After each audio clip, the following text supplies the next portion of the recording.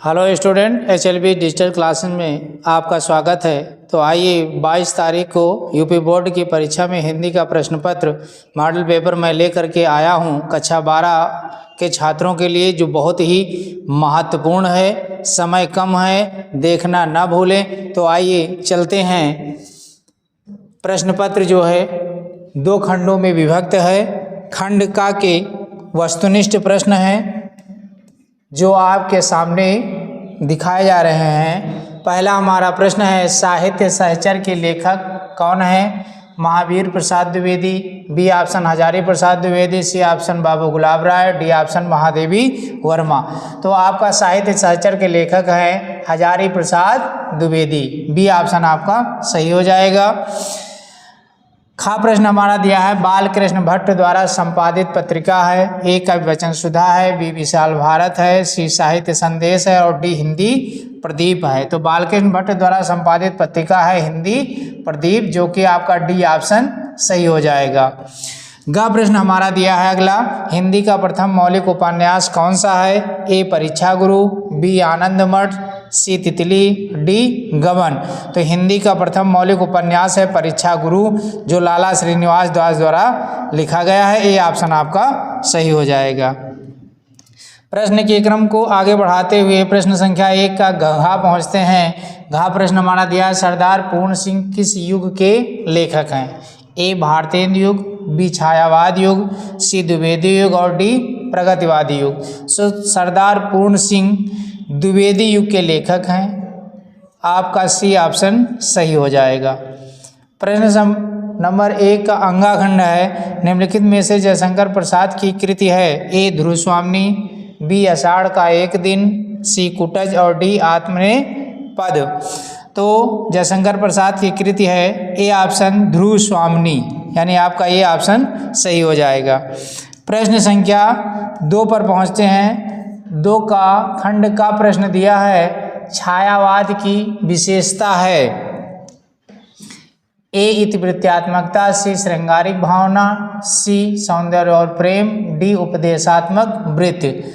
तो छायावाद की विशेषता है सौंदर्य और प्रेम, यानी आपका सी ऑप्शन सही हो जाएगा।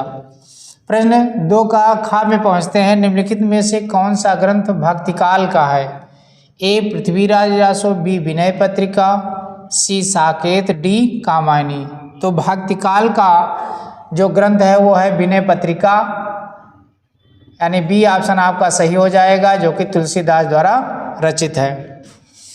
गा प्रश्न है, प्रयोगवाद के प्रवर्तक हैं? तो प्रयोगवाद के प्रवर्तक हैं ए निराला, बी जयशंकर प्रसाद, सी मैथिली शरण गुप्त और डी अज्ञेय। यानी प्रयोगवाद के प्रवर्तक कौन है? अज्ञेय हैं। आपका डी ऑप्शन सही हो जाएगा।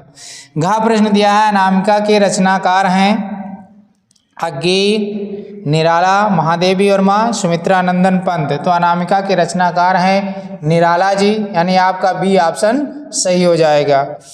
प्रश्न संख्या 2 का अंग में पहुंचते हैं। रीतिकाल का अन्य नाम क्या है? श्रृंगार काल, स्वर्ण काल, उद्भव काल, संक्रांति काल। तो रीतिकाल का अन्य नाम है श्रृंगार काल। कौन सा नाम है? श्रृंगार काल, यानी ए ऑप्शन आपका सही हो जाएगा। तो प्रश्न के क्रम को आगे बढ़ाते हुए प्रश्न संख्या 3 पर पहुंचते हैं। 3वां हमारा प्रश्न दिया है, जो कि 10 नंबर का है और गद्यांश से संबंधित है। दिए गए गद्यांश पर आधारित निम्नलिखित प्रश्नों के उत्तर दीजिए। गद्यांश है, राष्ट्र का तीसरा अंग जन की संस्कृति है। मनुष्यों ने युगों युगों में जिस सभ्यता का निर्माण किया है वही उसके जीवन की श्वास प्रश्वास है। बिना संस्कृत के जन की कल्पना कबंध मात्र है। संस्कृत ही जन का मस्तिष्क है। संस्कृत के विकास और अभ्युदय के द्वारा ही राष्ट्र की वृद्धि संभव है। राष्ट्र के समग्र रूप में भूमि और जन के साथ साथ जन की संस्कृति का महत्वपूर्ण स्थान है।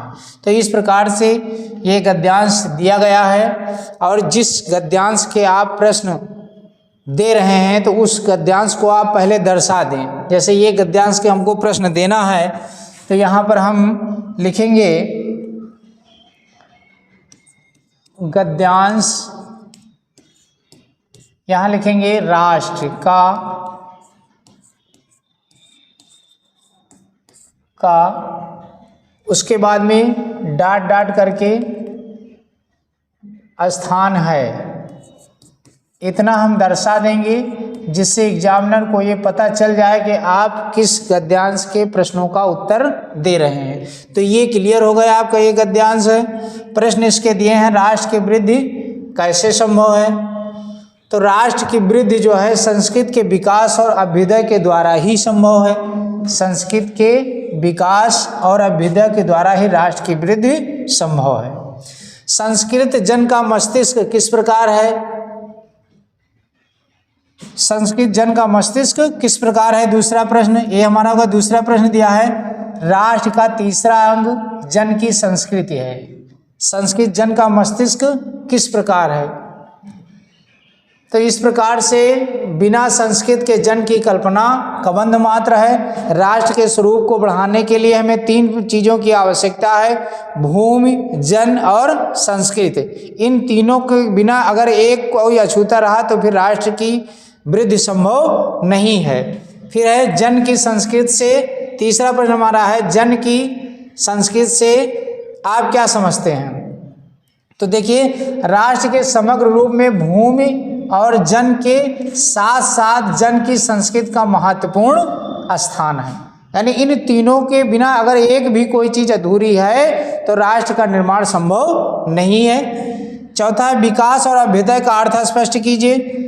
विकास का तात्पर्य है उन्नति और अभ्युदय का तात्पर्य है निरंतर।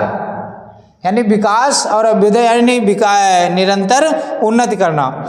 अगला अंगा दिए गए गद्यांश का शीर्षक एवं लेखक का नाम लिखिए। तो इसके शीर्षक है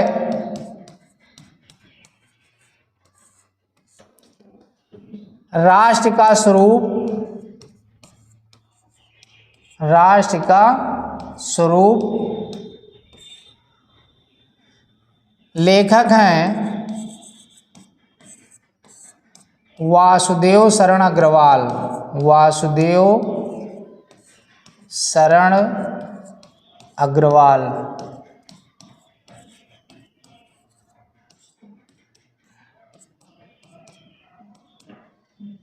तो इस प्रकार से ये 5 प्रश्नों के उत्तर आपके हो गए। बहुत ही इम्पॉर्टेंट है। उसके बाद में अथवा करके हम देखते हैं अगला गद्यांश कौन सा दिया गया है, जिसमें से दोनों में से आपको एक करना है जो आसान लगे, जिन प्रश्नों के उत्तर आप आसानी से दे सकें। इसी प्रकार से आपको वैसे ही गद्यांश इसमें भी दिखाना होगा। जैसे गद्यांश है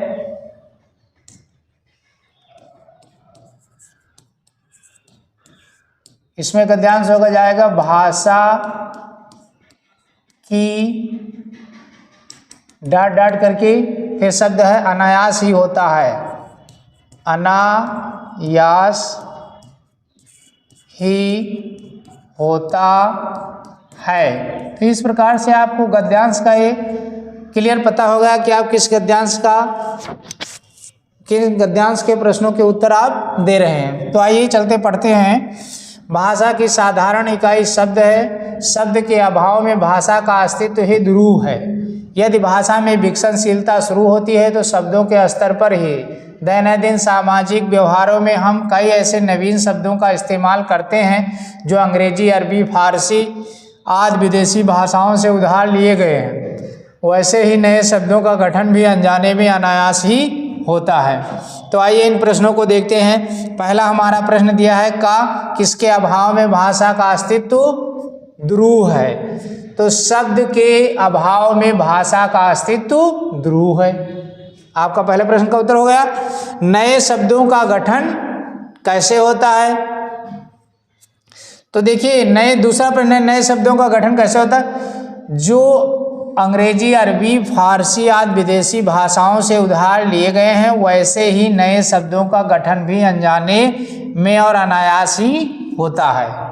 ठीक है। तीसरा प्रश्न दिया है किन विदेशी भाषाओं से शब्द लेकर हम नए शब्दों का इस्तेमाल करते हैं। किन विदेशी भाषाओं से शब्द लेकर के, तो ये फिर अंग्रेजी, अरबी, फारसी और तीनों अंग्रेजी, अरबी, फारसी के विदेशी शब्दों को लेकर के हम नए शब्दों को इस्तेमाल करते हैं।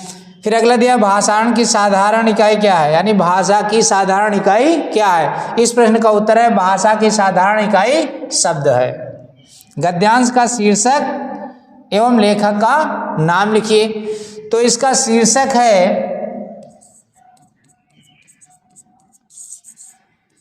है भाषा और आधुनिकता। भाषा और आधुनिकता।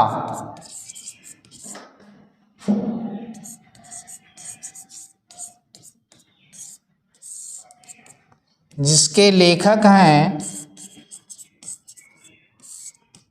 प्रोफेसर जी सुंदर रेड्डी।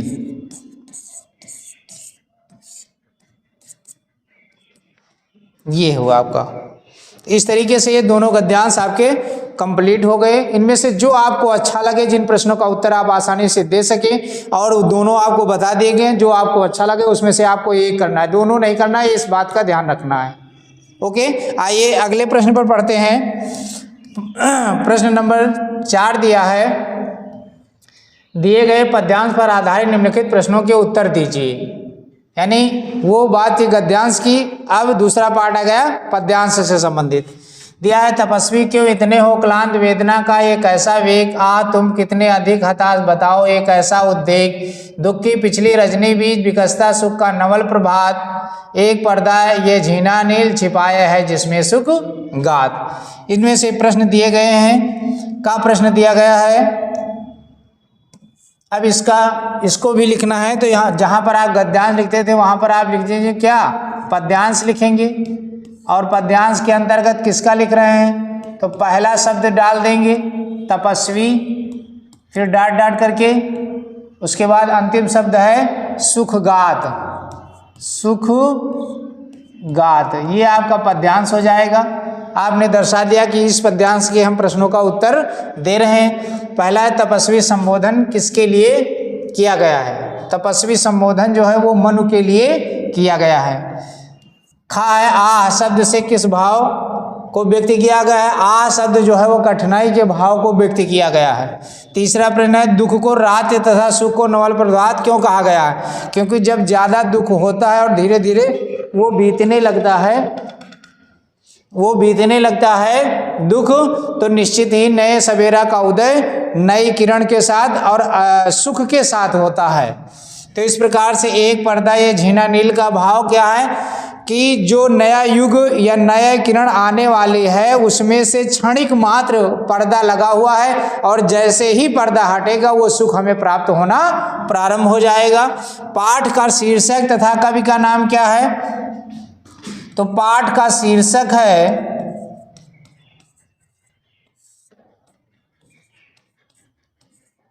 श्रद्धा मनु। इसके रचयिता हैं जयशंकर प्रसाद।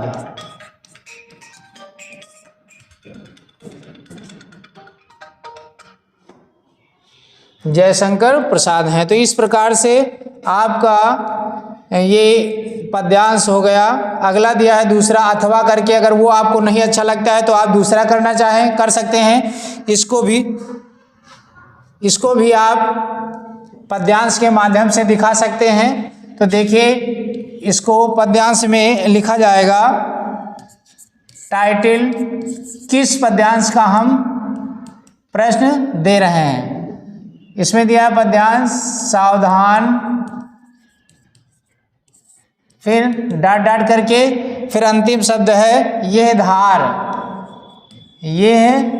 धार। इस प्रकार से ये पद्यांश हो गया। तो आइए पढ़ते हैं। सावधान मनुष्य विज्ञान है तलवार, तो इसे दे फेंक तजकर मोह स्मृति के पार हो चुका है सिद्ध है तो शिष्य भी अज्ञान। फूल कांटों की तुझे कुछ भी नहीं पहचान, खेल सकता तू नहीं ले हाथ में तलवार, काट लेगा अंग तीखी है बड़ी ये धार। तो कवि ने मनुष्य को सावधान क्यों किया है, क्योंकि ये विज्ञान क्या है, नई नई खोजें, नए नए आविष्कार, बम बनाना, रॉकेट बनाना, मिसाइल बनाना, ये जितने भी यंत्र बनाए जा रहे हैं ये एक न एक दिन विस्फोट होगा। तो जब विस्फोट होगा, एक दूसरे से लड़ाई लड़ी जाएगी, उसमें दागे जाएंगे तो नुकसान कुल मिलाकर मनुष्य का ही होगा। इसीलिए कब क्या कहता है कि यदि विज्ञान ये क्या है, तलवार है, तो इसको क्या कर दो, फेंक दो। तो प्रश्न के माध्यम से कवि ने मनुष्य को सावधान इसलिए किया है। दूसरा प्रश्न, कवि ने किसे फेंक देने के लिए कहा है?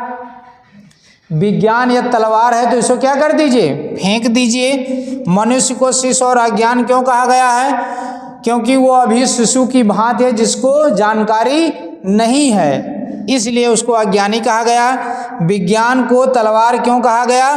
क्योंकि इसकी धार तीखी है, जरा सी भी सावधानी हटी आपकी उंगली को क्या कर लेगा, काट लेगा। अगला दिया है अंगा, ये पद्यांश किस महाकाव्य का अंश है? तो ये पद्यांश जो है, शीर्षक है इसका अभिनव मनुष्य। अभिनव मनुष्य, अभिनव मनुष्य का है, जिसके रचयिता हैं रामधारी सिंह दिनकर। रामधारी सिंह दिनकर।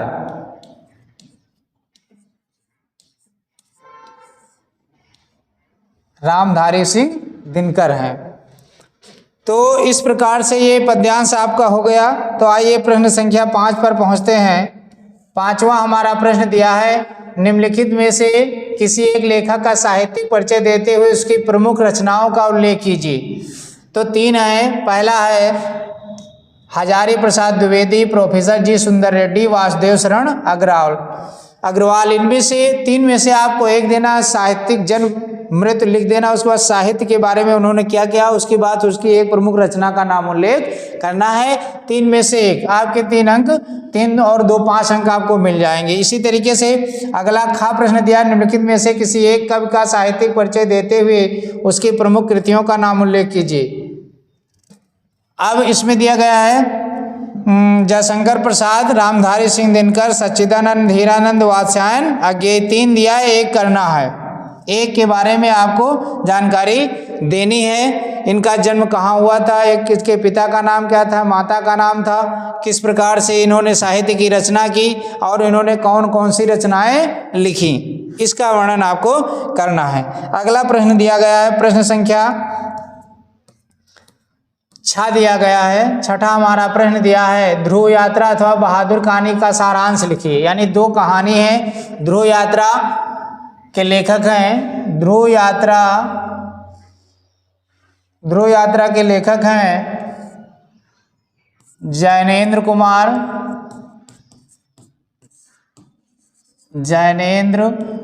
कुमार और बहादुर कहानी के लेखक हैं अमरकांत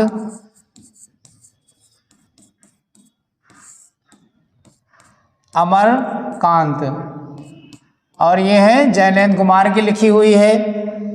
पंचलाइट कहानी जो दी हुई है ये फणीश्वर नाथ रेणु की है। फणीश्वर नाथ रेणु की है ये कहानी। तो इस प्रकार से तीनों कहानियों के लेखक दिए हैं।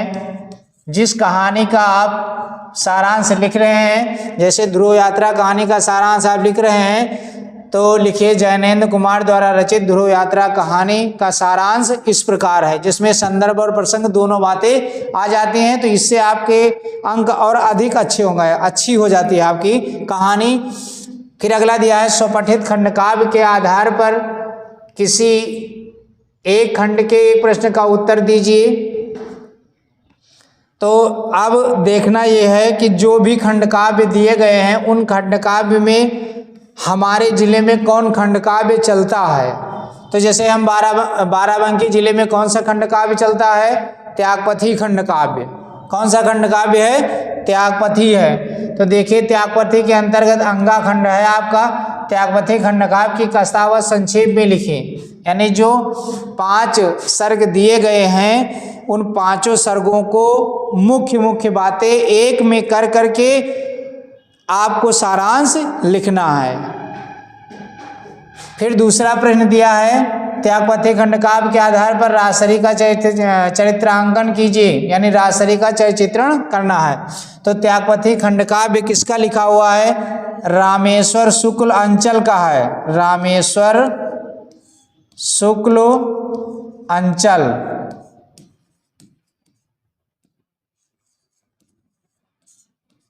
रामेश्वर शुक्ल अंचल का लिखा हुआ है त्यागपथी खंडकाव्य। तो त्यागपथी खंडकाव्य के संदेश खंड की कथा अपने शब्दों में त्यागपथी खंडकाव्य के आधार पर राजश्री का चित्रण करना है। राजश्री हर्षवर्धन की बहन है और उनकी क्या क्या विशेषताएं हैं उनके बारे में आपको लिखना है। तो ये दोनों अंक आपके आसानी से हो जाएंगे। अगला प्रश्न दिया हमारा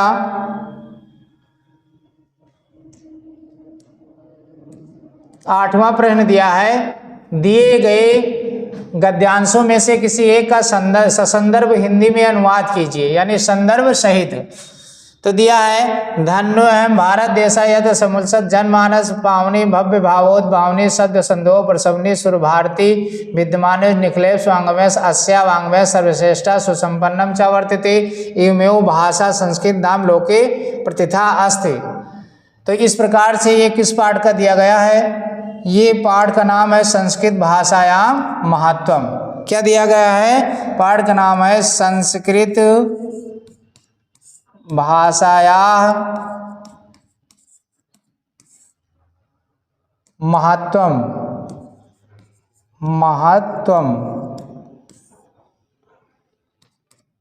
पाठ से दिया गया है।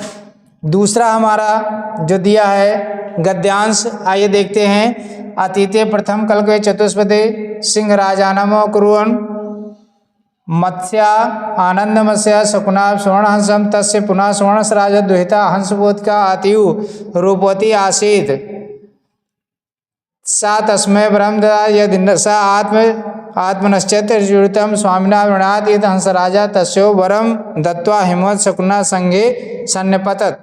तो इस प्रकार से ये किस पाठ का दिया हुआ है? ये पाठ है जातक कथा का।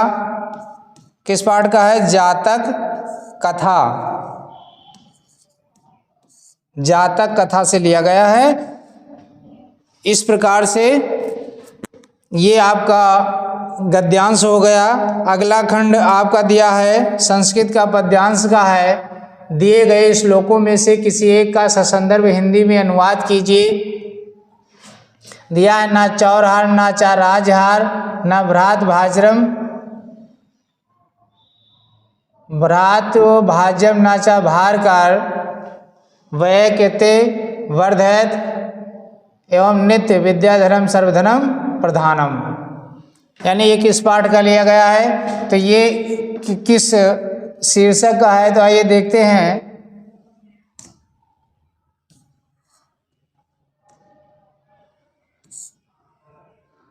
सुभाषित रत्नानि। सुभाषित रत्नानि। सुभाषित रत्नान पाठ से लिया गया है। यानी क्या कहते हैं कि विद्या एक ऐसा धन है, ना चोर द्वारा चुराया जा सकता है, ना राजा द्वारा छीना जा सकता है, ना भाई द्वारा बांटा जा सकता है और ना स्वयं भारकर है। नित्य व्यय करने से बढ़ती है और विद्या धन सभी धनों में श्रेष्ठ है। अगला दिया है अथवा करके दूसरा दिया है, जयंती महाभागा जनसेवा परायणा जरा मृत्यु भयम नास्ति ऐसा कीर्ति तमो क्वचित। यानी ये किस पाठ से दिया गया है? ये महामना मालवीय का है। महामना मालवीय, महामना मालवीय पाठ का है। इस प्रकार से तो अगला प्रश्न देखिए आगे क्या दिया गया है। प्रश्न संख्या 9 दिया गया है, निम्नलिखित मुहावरों लोकोक्तियों में से किसी का एक अर्थ लिखकर वाक्य प्रयोग कीजिए। यानी आपके 4 मुहावरे दिए गए हैं जिनका आपको अर्थ लिखना है।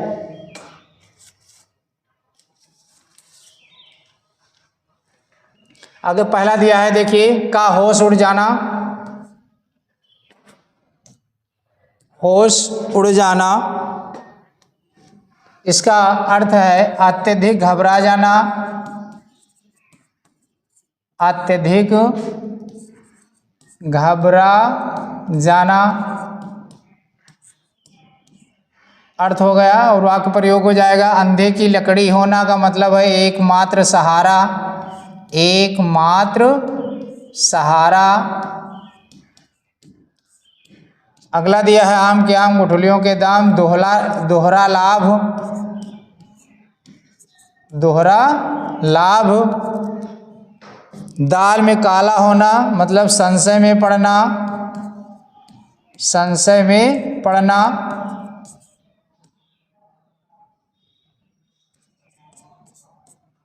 संशय में पड़ना या किसी संशय में पड़ना या किसी बात पर संशय में आना, दोनों एक ही चीज़ है। तो आइए अगला दिया है 10 का निम्नलिखित शब्दों के संधि विच्छेद के सही विकल्प का चयन कीजिए। दिया है तथेत का सही संधि विच्छेद है, तथेत शब्द का सही संधि विच्छेद है तथा धन इति, यानी आपका बी ऑप्शन सही हो जाएगा, तथा धन इति होगा। मध्वर का सही संधि विच्छेद है मधुधन अरिह, आपका सी ऑप्शन सही हो जाएगा।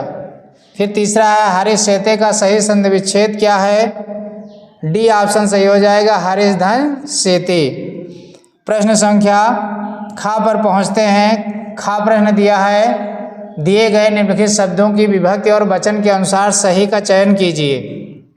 पहला है राजानम, शब्द में विभक्ति और वचन है, सप्तमी विभक्ति एक वचन, षष्ठी विभक्ति बहुवचन, द्वितीय विभक्ति एक वचन, चतुर्थी विभक्ति द्विवचन। तो षष्ठी विभक्ति द्विवचन होगा। कौन सा होगा, राजानम शब्द षष्ठी विभक्ति द्विवचन, यानी आपका बी आंसर सही हो जाएगा। अगला है इसी का दूसरा पार्ट दिया है सरित शब्द में विभक्ति और वचन है, तृतीया विभक्ति बहुवचन, सप्तमी विभक्ति बहुवचन, सप्तमी विभक्ति एक वचन, द्वितीय विभक्ति बहुवचन।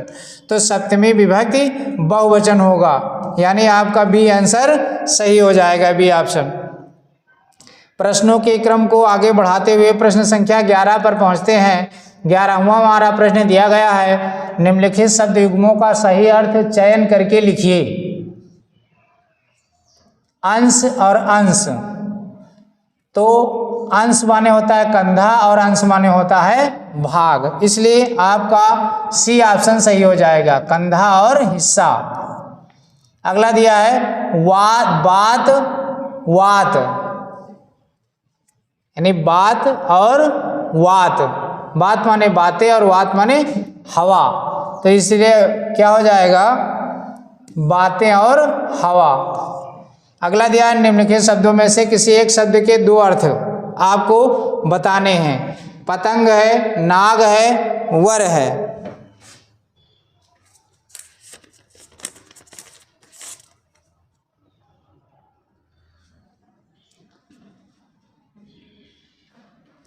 नाग के दो अर्थ हो जाएंगे सांप और हाथी। पतंग का तात्पर्य है विष्णु,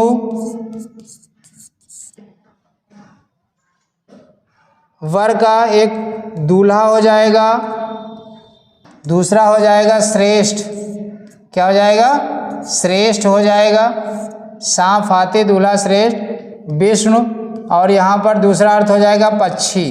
तो इसलिए एक के दो दो अर्थ हो गए।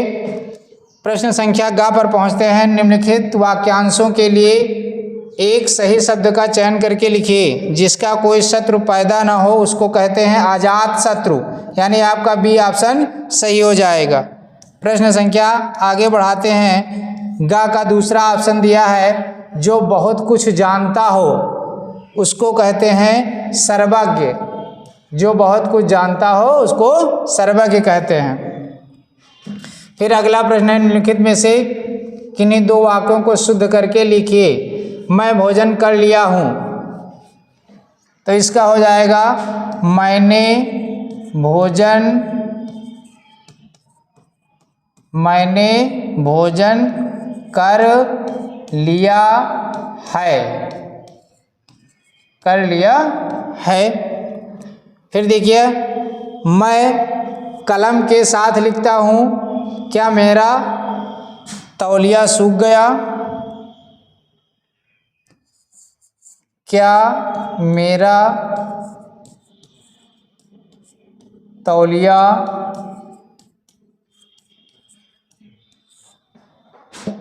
सूख गया? सूख गया।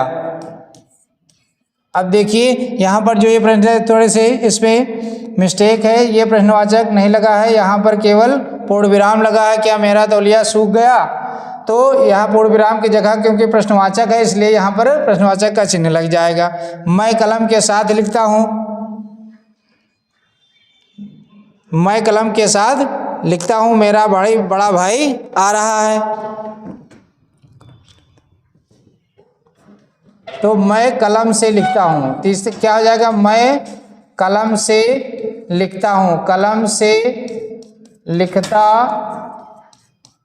हूँ, मैं कलम से लिखता हूँ। मेरा बड़ा भाई आ रहा है, मेरा बड़ा भाई आ रहा है, मेरे बड़े भाई आ रहे हैं, मेरे बड़े भाई आ रहे हैं।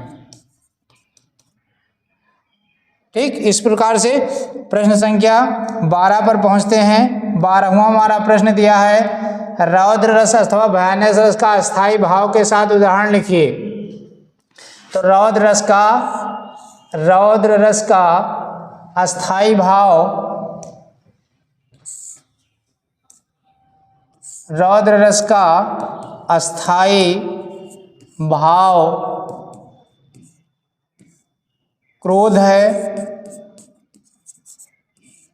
जबकि भयानक रस का अस्थाई भाव भय है। तो इस प्रकार से इनका अस्थाई भाव हो गया और एक एक उदाहरण आपको लिखना होगा इन दो में से किसी एक का। दूसरा हमारा प्रश्न दिया है, खा संदेह अलंकार अथवा रूपक अलंकार का लक्षण एवं उदाहरण लिखिए। तो देखिए, संदेह अलंकार परिभाषा, जहाँ पर किसी एक वस्तु से दूसरी वस्तु में तुलना की जाए और वो तुलना बराबर संदेह बना रहे, जैसे इस संदेह अलंकार उसे कहते हैं। उदाहरण दिया है, नारी बीच सारी है कि सारी बीच नारी है, कि नारी ही की सारी है, कि सारी बीच नारी है। दूसरा दिया है रूपक अलंकार, जहाँ उपमेय में उपमान का भेद रहित आरोप हो वहाँ रूपक अलंकार होता है। उदाहरण दिया है, चरण कमल बंधव हरि राई। इस प्रकार से अगला शब्द दिया है, गाय चौपाई छंद अथवा कुंडलिया छंद का लक्षण एवं उदाहरण लिखिए। चौपाई छंद की परिभाषा है, ये अर्धसम मात्रिक छंद है, ये सम मात्रिक छंद है, इसमें 4 चरण होते हैं, इसके प्रत्येक चरणों में 16-16 मात्राएं होती हैं। ये सम मात्रिक छंद है चौपाई। और कुंडलिया में प्रत्येक चरण में 26 मात्राएं होती हैं। इसकी विशेषता है कि ये जिस शब्द से शुरू होता है उसी शब्द से इसका अंत होता है, उसे कुंडलिया कहते हैं। तो इस प्रकार से रस छंद अलंकार भी आपका हो गया। अगला प्रश्न आता है, प्रश्न संख्या 13, किसी दैनिक पत्र के संपादक के नाम एक पत्र लिखिए जिसमें शहर में फैली संक्रामक बीमारी के प्रति नगर स्वास्थ्य अधिकारी का ध्यान आकर्षित किया गया है। तो ये संपादक के नाम से संक्रामक बीमारी जो स्वास्थ्य अधिकारी को पत्र लिखा जाता है वो आप लिखेंगे, जिससे ही आपको 4 और 2 6 अंक का होगा। तो ये जैसे जहाँ पर भी जो लिखना होगा उसी स्थान पर आपको लिखना है। अथवा दूसरा दिया है, किसी बैंक के प्रबंधक को कोई व्यवसाय करने और ऋण प्राप्त के लिए एक आवेदन पत्र लिखिए। तो आवेदन पत्र किसके नाम लिखा जाएगा? प्रबंधक के नाम लिखा जाएगा, क्योंकि आपको ऋण लेना है। किस लिए ऋण लेना है? शिक्षा के लिए लेना है या व्यवसाय के लिए? इसमें व्यवसाय के बारे में बताया गया है, इसमें व्यवसाय के बारे में बताया गया है। किसके बारे में बताया गया है? व्यवसाय के बारे में बताया गया है। तो आपको व्यवसाय करने हो तो ऋण लेना है किससे? बैंक के मैनेजर को आप एक आवेदन पत्र लिखिए जिसके माध्यम से आपको ऋण प्राप्त हो जाएगा और आपका व्यवसाय बढ़िया आप शुरू कर सकते हैं। तो अगला और अंतिम प्रश्न हमारा दिया है, निम्नलिखित विषयों में से किसी एक पर अपनी भाषा शैली में निबंध लिखिए, अपने माध्यम से लिखना निबंध। पहला का दिया है पर्यावरण संरक्षण का महत्व, यानी पर्यावरण को बचाएं और पर्यावरण को सही रखें, उसका क्या महत्व होगा, इसके विषय पर आपको निबंध लिखना। आज़ादी का अमृत महोत्सव खा दिया गया है। फिर गा दिया है नई शिक्षा नीति 2020, गा आतंकवाद की समस्या, पर्यावरण संरक्षण आवश्यकता और महत्व। तो इस प्रकार से ये 5 शीर्षक निबंध के दिए गए हैं जिनके अंतर्गत आपको कम से कम 280 शब्द निबंध के लिखने होंगे और बिंदुओं के माध्यम से, कोटेशन के माध्यम से जब आप निबंध अच्छे लिखेंगे तो निश्चित ही आपको अच्छे अंक प्राप्त होंगे। ये कितने अंक का है? ये 9 अंक का है, ये समझ लीजिए। और 9 अंक को प्राप्त करने के लिए आपको 280 शब्दों का निबंध लिखना होगा। बढ़िया चुने हुए शब्द अपने शब्दों में लिखना है और प्रत्येक बिंदु में एक कोटेशन दे देना है। तो इस प्रकार से आपका ये प्रश्न पत्र जो कक्षा 12 का मॉडल पेपर 22 तारीख को जो होना है वो मैं ले करके आपके सामने आया था। और ये आपको कैसा लगा? आशा करता हूँ कि ये आपको अच्छा लगा होगा। तो इस चैनल को सब्सक्राइब कीजिए और डेली आपको 22 तारीख के पहले एक वीडियो आपको भेजा जाएगा जो बहुत ही इम्पॉर्टेंट होगा। आप इसको देखते रहिए ताकि आपकी परीक्षा में 95+ अंक आपके आवे। यही HLB डिजिटल क्लासेज की प्रतिबद्धता है। धन्यवाद।